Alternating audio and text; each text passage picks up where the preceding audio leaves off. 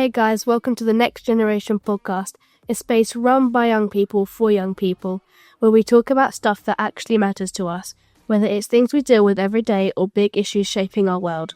Just a quick heads up, some of the things we will talk about today might be a bit sensitive or triggering. If anything makes you feel upset or worried, please don't keep it to yourself. Talk to a trusted adult. Thank you so much for being here and let's get started. This is Next Generation Podcast.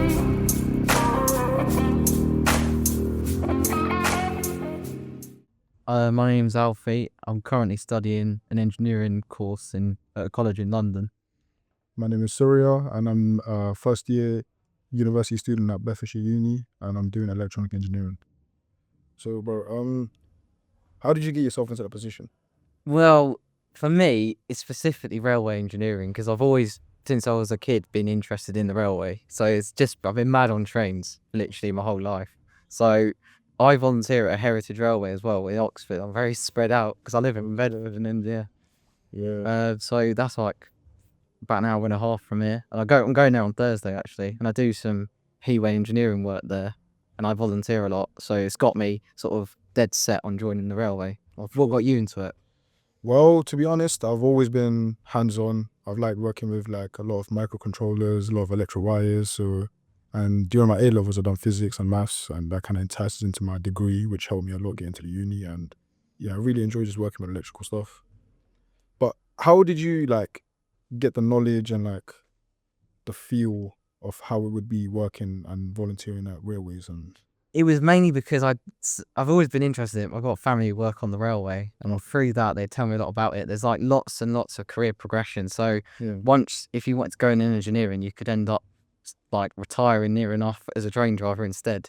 okay. So there's a lot of career progression because they like that safety critical, skills, because you have to be level-headed, especially when you're driving a train. Yeah. The volunteering, I just gave it a go. Signed up last year in February, Yeah. and I've been doing that ever since. I've been going there as often as I can. So what were you doing before this whole train volunteering, working for the railway?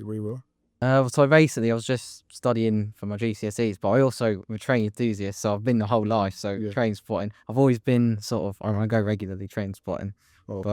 Yeah. So if a person in your position really wants to do train spotting and whatnot, like, is there any requirements they need from like GCSEs or It anything? all depends. I mean, if you want to go into engineering, all different roles have different entries, but with a lot of the apprenticeships, you can stick maths and English as a part of it. So even if you weren't successful, you could still, it's just not giving up.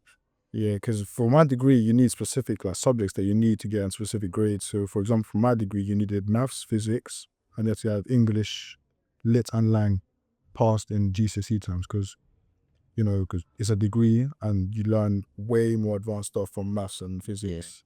I mean, for me, the railway, it's not the most hospitable environment. It's for people who are, because I'd say I'm hands-on as well. Yeah. Because I'd learn better rather than theory. I mean, I can do it, but I'm better definitely with hands-on stuff. But it's not the most hospitable environment. I mean, you could be out about 2:00 in the morning, like in the winter, in the cold, -5 or something, on site doing a night shift. So the shift work is the only downside, but there's great perks to it. I mean, you get free travel, you got good pension because we're not young forever. As well, there's 75% off for you and your family as well for like anything you want. So if you wanted to go to London, you could either get that for free or 75% off like an anytime fare. So that's basically peanuts, and that can be on top of rail cards as far as I know. That's crazy. That's really well. That's really good. So in terms of your engineering, what like sort of sector would you like to go into? Well, right now I'm looking to go into a aerospace firm. I've got a family that works there and he was talking to me about it, and I really do like want to see a future in that firm because he was helping me. He was telling me like he can help me out. Yeah. And yes, of course, there's people there that won't have that opportunity with that family and whatnot. But engineering is a thing that, because the world's changing. AI is taking over. But something that engineering is, that we engineers need to be there to make AI. Exactly, yeah. So no matter what engineering you do, electrical, mechanical, automotive, you will always have a job there. So, like you were saying with your connections at that firm, on the railway, it is very much, who you know. And working at that, volunteering at the Heritage Railway, even though I don't get paid for it, a lot of them are ex-railway. they were on it for like a very long time. I mean, majority of them are either current or ex because they love it so much. They just do it in their free time as well. But it's very regulated where, you know, you've got to have at least 12 hours rest before you do anything. That's on the heritage site.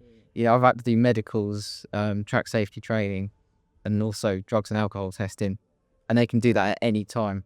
So it's a very regulated industry, and if you don't, you have to know all your rules, because I get tests all the time on the rules and regulations because they're constantly changing, even just minorly. But like you were saying with AI, there's a lot of that coming to the railway, because what they're planning to do is in-cab signalling, where at the moment trains can only run, you know, where there's signals but separating them. But with in-cab signalling, the idea is, well, that train behind that train, this train knows how far the train is in front, so it knows when it can move and when it can't. So then the idea is you should never really have to stop, because it works in blocks. So if you're coming out of Bedford Station, you can't set another train with a move that could be conflicting, like over the same point. Because otherwise, even if the points fail or anything like that, they're going to collide. But with in-cab signalling, it would just eliminate all of that. Yeah.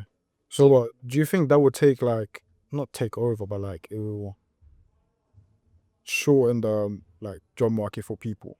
I mean, with AI, I think inevitably it is going to shorten a lot, but at its current stage, I mean, there is automatic train operation. I mean, that works, you know, largely on that as well. And regardless of that, there's always a human sitting and watching that. Yeah. And that's something that, even if, you know, lots of things were replaced, I mean, if you look in America, I mean, have you seen the self-driving cars? Yeah. You see, that's one thing Yeah. where the UK, I think, has been slightly more cautious to adopt or allowing things like that, because, you know, it's one error, could be people dead.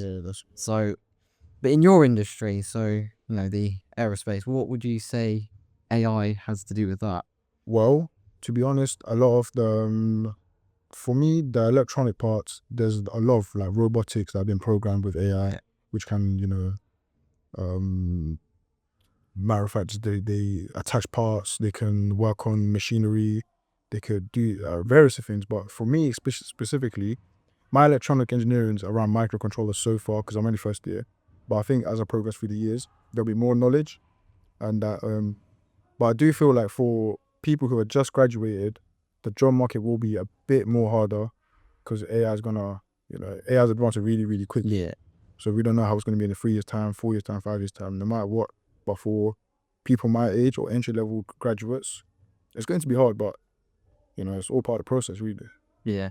I mean, with the railway, I mean, the thing with AI is safety, and a lot of it, with it being used right now, I know with Network Rail, because I've had the privilege to build up these connections, because as I said, with a lot of these industries, it is who you know. I mean, I know they're not going to automatically give you the job, but it certainly helps to know the people who can vouch for you. Yeah. But with that, I mean, they're currently, I know they're using it a lot with cybersecurity, because that's a big threat, because they've got, you know, signaling systems, and that gets compromised, you can derail a train if in the most extreme cases. So obviously big on security with that. It's never been compromised to my knowledge. Yeah. That's a huge thing with AI as well. Like, you get taught in engineering. No matter what engineering you do, they always tell you, like, AI it's a good, but there's a lot of security, because it can invent things, and it's not always reliable, because it will only just scour and give out what it's been told to do, and you have to be very careful with that. Yeah, and the people that create the AIs will be engineers. Yeah, so there'll always be opportunities, but it'll be harder to get into those positions. Because I know there's a lot of progression, because a lot of things are moving to AI. I mean, with I spoke to a guy who's actually moved into AI. He started off doing signaling engineering, but on the software side of it, with like how it interfaces with the train or the onboard train stuff. He does that, because the trains are maintained by the actual operators. But the in-cab signaling stuff, or the cab signaling radios and stuff, that's all to do with Network Rail, because they have to obviously set the standards and everything, because they have to be tracked, GPS monitored and everything like that. But with that, it's mainly the AIs. He says he has to be very cautious in the way it's being adopted. But in the future, he did say it would be likely that signalers do get replaced by AI and, you know, the drivers. But he did say, he says, not within our lifetime will there be anyone not watching it.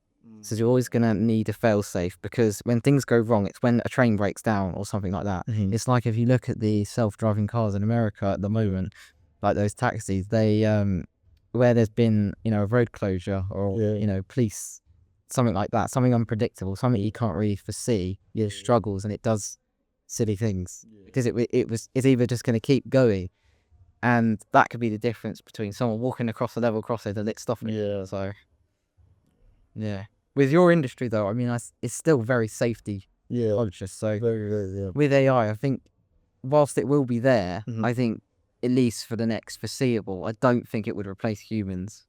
Yeah, it wouldn't replace humans, but it would specific jobs like like More TV entry shows, level, entry level jobs. I think it'll be more.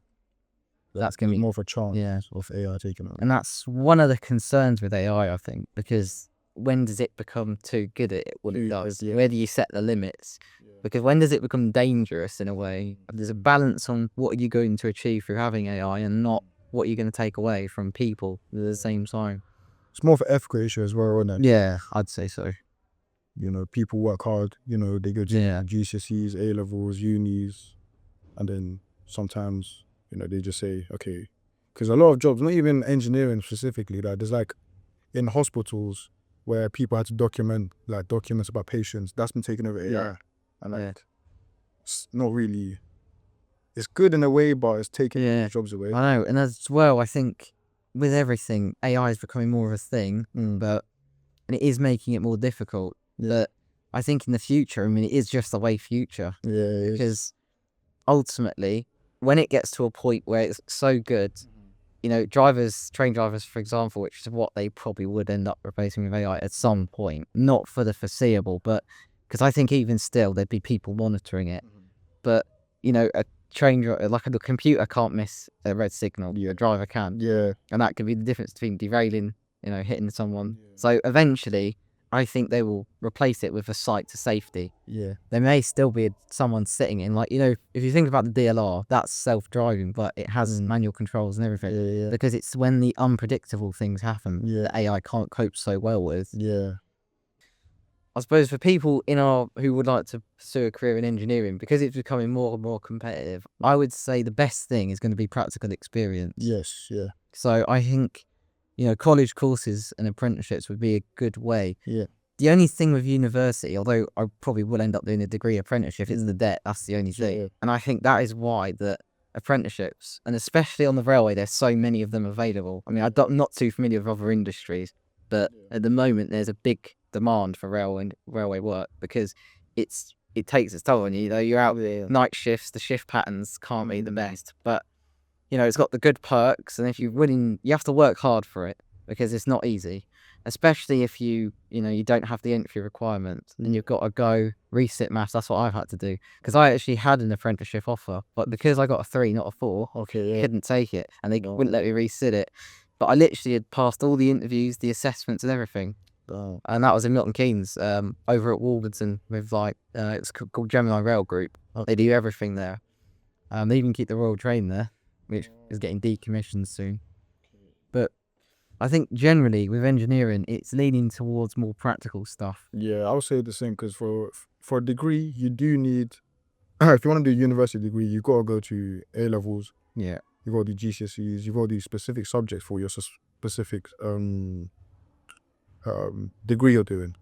But nowadays, I think if you're doing a degree, make sure you do get experience on the side. Yeah. Because when you go to an employer, they look for experience plus a degree. Exactly. A degree is a perk, but the most important thing is having a degree, but having experience. Practical experience, yeah. Because I think with Network Rail, I was sitting down talking to them, and there's people who are really good hands-on, they can't do theoretical stuff. They struggle with that. They're not academic in that way. And I think the market's sort of changing where even if you're not very, very academic, there's still opportunities out for you to get in it. If you don't get, you don't need all the GCSEs in the world.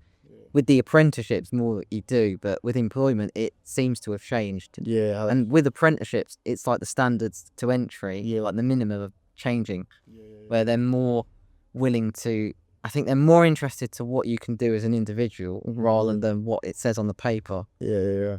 Whereas I think back in the day, a degree would be a ticket to anywhere. Yeah. This is Next Generation Podcast, a sporting aid project